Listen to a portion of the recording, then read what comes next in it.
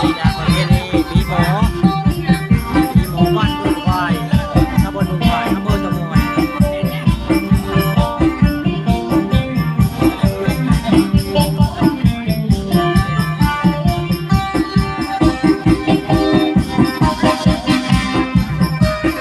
ดนตรีลิ้นชกคักไม่ได้ตีกับเจ้าก็ได้ลิ้นคักเหมือนกันเพราะเสียงมันบ่ดังบันไดไว้ไงคักดนตรีคักอยู่นะมีหมอประจำปีของบ้านบุญควาย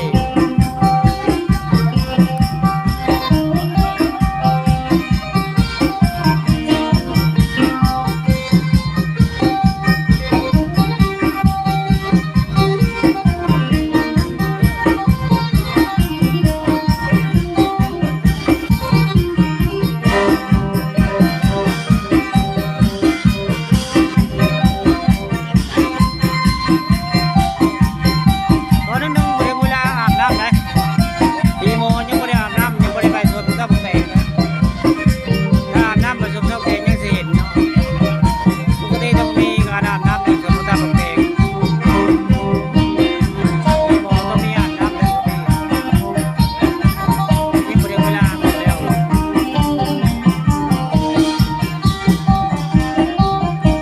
ไม่ได้เวลาอาบน้ำ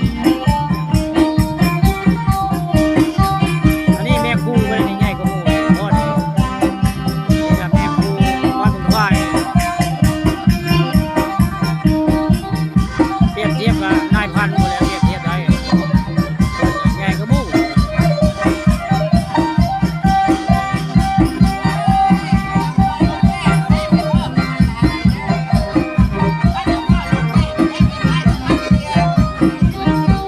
มีหมอบ้านนี้รู้สึกว่าผู้ชายหลายเลยหลายบนหน่อยเนี่ยหลายตกแล้ว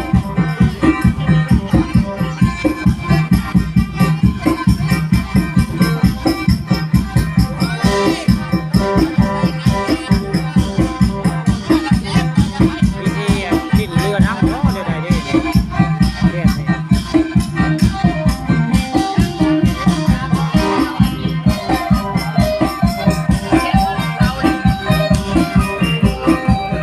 มีการเล่นเรือน้ำได้ในตกแล้วนี่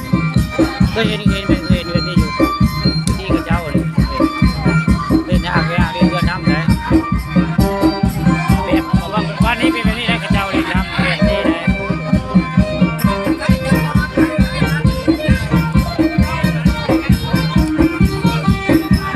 นี่เป็นการแสดงของพี่หมอบ้านบุญควายแบบนี้นะเป็นงานแรกที่เห็นแบบนี้เห็นกับเจ้าเล่นน้ำแบบนี้